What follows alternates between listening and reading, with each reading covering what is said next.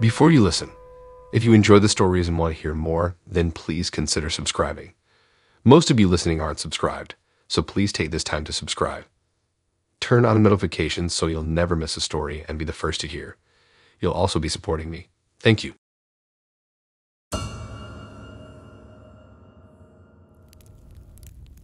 Moving into my cozy new home last spring should have been an exciting fresh start, but the racist, bigoted family living next door quickly ruined any sense of comfort and community.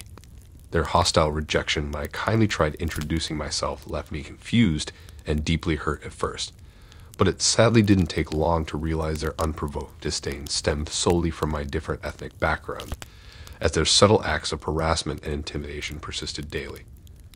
My very first week in the modest little house, I eagerly baked up a fresh tray of chocolate chip cookies, hoping to make friendly connections with my fellow neighbors. As a young woman living alone in unfamiliar territory, having local acquaintances brought some sense of security. I decided to start right next door with a family living in the small cottage that shared a driveway with mine. But when I rang the bell and cheerfully greeted the man who answered with a warm smile, carrying my homemade cookie gift, he just glared back at me wordlessly with evident contempt. I politely went on to introduce myself as his new neighbor and offer him the plate of cookies I had baked. But rather than responding cordially and kind, he recoiled from me as if I were a dangerous intruder, barking that they didn't want anything to do with me or my food before slamming the door hard in my stunned face. I stood frozen on the doorstep just holding the rejected cookies, utterly bewildered by his visceral overreaction to such an innocuous greeting. My mind raced trying to understand what I could have possibly done already to provoke such instant, intense animosity from complete strangers. After lingering in confusion for a few painful minutes, I slowly retreated back to my house feeling deeply shaken. My appetite for the homemade cookies totally vanished. Over the next few days, I tried giving the family next door the benefit of the doubt. Perhaps they were just naturally wary of any newcomers to their established neighborhood, regardless of race. But it quickly became evident their chilly behavior was reserved specifically for me alone. When we would occasionally overlap briefly in our shared driveway coming and going, I made sure to smile warmly and wave politely, only to be met with icy cold glares and silence before they hurried inside, refusing to acknowledge me. When I was up doing yard work or washing my car within eyesight of their front porch, I noticed them watching me with arms crossed in obvious disapproval until I went back inside, as if just being visibly present near their house was somehow deeply offensive. At first I tried explaining away their unfriendly demeanor as a misunderstanding, assuring myself they just needed more time to warm up. But the family's obvious contempt lingered no matter how nice and non-threatening I acted in all our passing interactions. Until one day, the painful truth I had been avoiding finally dawned on me. Their standoffish issue wasn't with strangers in general, but seemed to stem specifically from my different racial and ethnic background compared to their own. Once I accepted that disheartening reality, that their persisting hostility became slightly more understandable, if still deeply hurtful. I realized no smiles or overtures of kindness could likely change their minds clouded by racism and xenophobia. All I could do was focus on making my new house a home, staying kind and hoping they'd realize eventually I posed no danger. But the passive yet pointed acts of intimidation outside my four walls persisted. Nearly every day brought new slights and aggressions, parking their big SUV so close to my small car that I could barely manage to open my door, glowering silently whenever they saw me gardening or washing my car within eyesight, disturbing acts of vandalism to my property like eggs thrown at my house and slurs spray painted on my mailbox under the cloak of night. Each act gradually intensified when met only with my restraint, as if my peaceful tolerance were fuel on the flames of their bigotry. But the final straw came a couple months later when I glanced out my kitchen window to see the father next door openly smirking as he taught his elementary school-aged son to leave litter and dump garbage onto my otherwise pristine lawn. Something about so brazenly passing this deeply bigoted behavior onto the next generation of their family crossed a definitive line in my mind. I decided in that painful moment that I could no longer just quietly endure constant harassment from hostile neighbors determined to make me feel excluded and tormented solely because of my ethnic background. But violence or retaliation was certainly not the solution I would resort to. So instead, I installed security cameras conspicuously angled to record any activity on their front yard or the shared driveway space, to finally have hard proof of harassment if needed. Interestingly, once the cameras were clearly visible, the family's acts of aggression on my property noticeably dwindled almost overnight. My hunch was that they hated the idea of being held publicly accountable now, with video evidence documenting their harassment for the first time. I hoped their son would ask his parents why their mean pranks suddenly had to stop, and may begin questioning the racism and prejudice they were so proudly grooming him to embrace. Time would tell. With courageous persistence, I slowly reclaimed power over my right to peacefully occupy my own property, without ever having to compromise my principles or sink to my tormentor's level. Now I can sit with my coffee mornings on the front porch swing surrounded by all the flowers I've lovingly grown, and see glimmers of the warm, welcoming neighborhood community I had envisioned before this family's unprovoked harassment darkened my doorstep over something as superficial as race or place of origin. Their treatment still carries scars that ache and rouse old traumas of never fully belonging because of who I am. But having faced down the worst of their bigotry eye to eye and emerged stronger, I feel newly galvanized against the discrimination and inequality that sadly continues festering, often unseen all around us. I'm proud I never bowed down or gave them the satisfaction of driving me out. This neighborhood belongs to me now as much as any other resident. My friendly, outgoing neighbors next door always seemed like such normal, trustworthy folks. That is, until the day I stumbled onto an old newspaper article that exposed their completely sinister hidden past. Discovering these sociopath criminals had been secretly living just feet away from me this whole time sent a chill down my spine that still lingers years later, long after they've moved away. When my husband Steve and I first moved into this quiet suburban neighborhood last summer, we were delighted to find a house next door already occupied by what appeared to be an upbeat young family with 2 kids.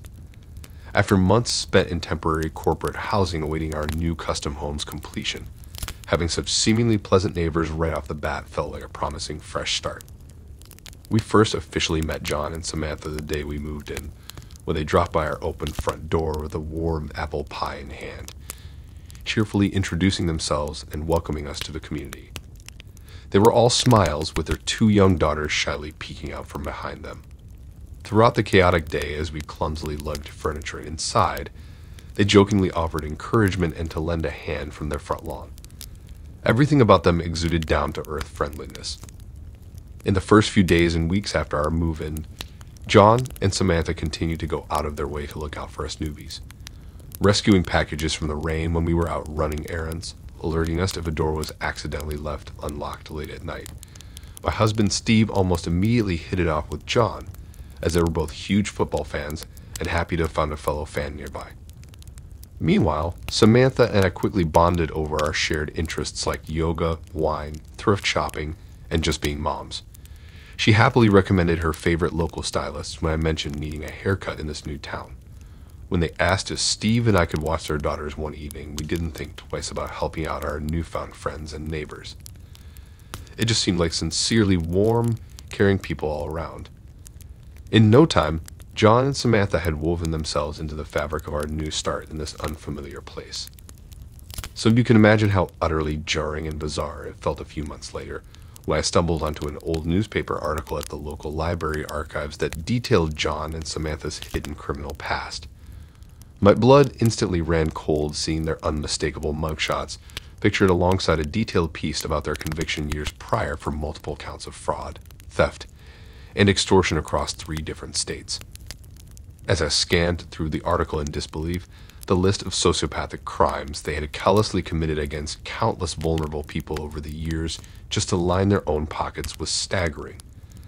They had lied, manipulated, and extorted hundreds of thousands of dollars from good folks who had simply seen them as trustworthy. The charges also included acts of horrifying cruelty and violence against any who dared resist their schemes or fight back.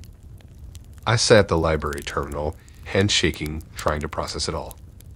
How could these seemingly friendly, caring neighbors I saw every day possibly be the same career con artist criminals who had hurt and exploited so many innocent people without remorse, landing themselves a 5-year prison stint?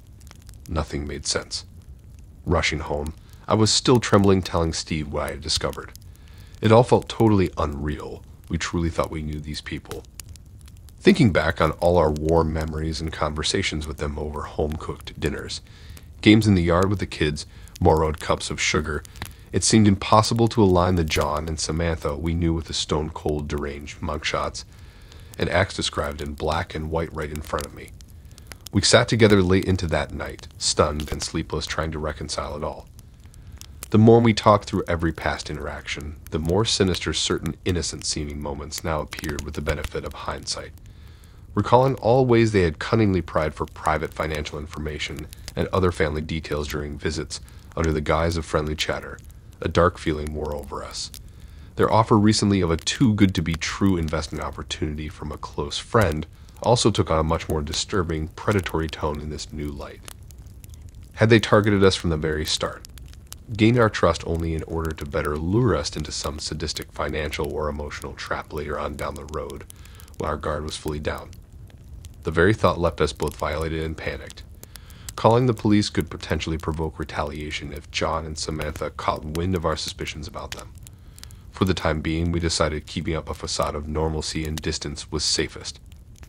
So for a while, we politely turned down any invitations over from them, declining the vague excuses of being too busy with work or family to avoid contact without seeming overly suspicious. We even began discreetly preparing to move again if needed to get away from these predators posing as neighbors.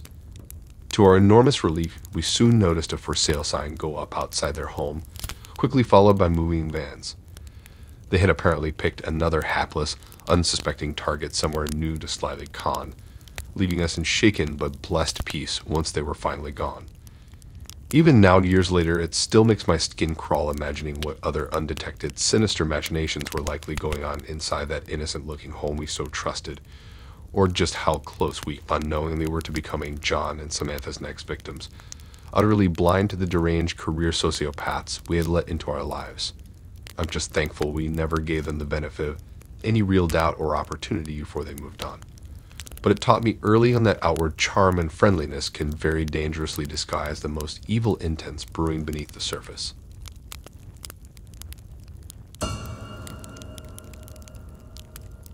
I'll never forget the terrifying day last year when my unhinged neighbor pulled a gun on me in our driveway, all because of his excessive noise complaints about normal living sounds. It was the dramatic culmination after months of him aggressively calling the police on my family for minor issues. His wildly disproportionate reactions to small disturbances created a dangerous powder keg situation that could have easily turned deadly for me.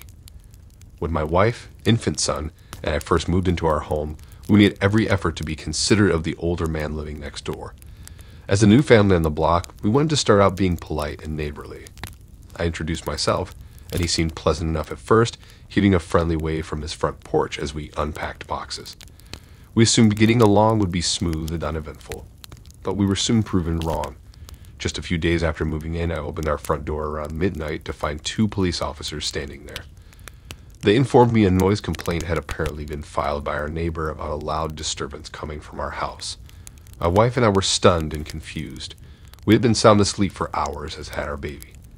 The only sound was the faint white noise machine in our son's nursery.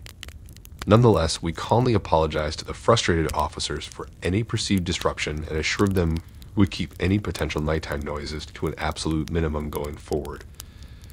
They seemed satisfied after inspecting our quiet, dark home and left without issuing any citations. But it quickly became a pattern. At least once or twice a week, often late at night, multiple police would arrive at our door citing anonymous noise complaints phoning of our address. Each time my wife and I would politely explain we had only been watching TV at a low volume, walking around the house getting ready for bed, or doing other normal nighttime routines. Nothing that should register as excessive noise between reasonable neighbors. The responding officers were always apologetic, and after briefly inspecting our home, they would leave apparently satisfied by our hushed environment without filing any official citations.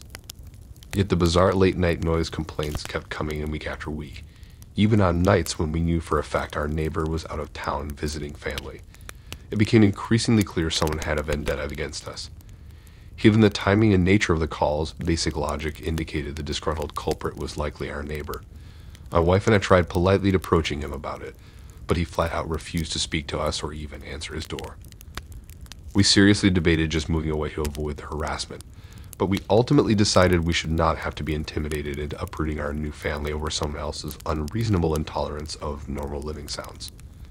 Instead, we started meticulously tracking our daily and nightly activities and noise levels to have hard proof of our considerate behavior to dispute any frivolous claims. We even invested substantially in professional soundproofing modifications within our half of the shared wall to show our genuine good faith effort. Yet, amazingly, even with the considerable soundproofing improvements, the late-night police visits continued unchanged. Often, multiple times a week, officers would be forced to come pounding on our door, only to find us calmly sitting and watching television together at a moderate volume, or already tucked into bed. By this point, months into our tenure there, it had become almost comical how frequently the police were sent on a goose chase to our address by the anonymous caller. Except for the chilling implication that someone out there despised us enough to go to elaborate lengths to disrupt our lives, all for the mere act of existing. We filed repeated harassment complaints, but without definitive proof the calls were coming from our neighbors specifically, little could be done. That was until the frightening confrontation I will surely never forget as long as I live. It was a sunny Saturday afternoon, and my wife was relaxing outside on our back deck reading while I watched our family minivan parked in the driveway. Suddenly, our neighbor burst out his front door, red-faced, waving his small pistol erratically and screaming that we were being too loud with the hose, and he was going to finally shut us up once and for all. My blood instantly ran cold, and my heart pounded in my ears as he continued ranting unhinged threats and charged directly across the shared lawn towards me, gun aimed in my direction. By some miraculous stroke of timing, a police cruiser happened to turn down our street and pass right as these events unfolded. The officers witnessed enough to intervene before the enraged man could reach and attack me. They drew their own weapons, instructing my deranged neighbor to drop his and get down on the ground before arresting him swiftly on the spot. In the aftermath, we learned he apparently suffered from severe paranoia and mental health issues that became exacerbated by irrational fixation and rage regarding any minor everyday noise he perceived as intrusive. It seemed to explain his absurd campaign of frequent anonymous complaints over our non-existent loud disruptions. In his delusional mind, we were intentionally creating whatever exaggerated sound disturbances we could just to torment him. We feel immensely fortunate that the police officers happened to pass when they did and dealt with the situation before it could escalate into someone getting seriously injured or worse outside our home that day. In retrospect, we deeply regret not having trusted our instincts much sooner that something was very wrong with this man's tenuous grasp of reality, regardless of repeated police reassurances. But in our desire to be good neighbors, we had originally wanted to believe this was all just some unfortunate cultural misunderstanding or miscommunication that more empathy and patience on our part could help smooth over. We never imagined a running faucet's ambient noise could push him to progress to physically brandishing a lethal weapon mere inches from me in broad daylight. Thanks for listening in. If you like these stories and want to hear more, then please subscribe and like and support this new channel. We have more stories for you to listen to.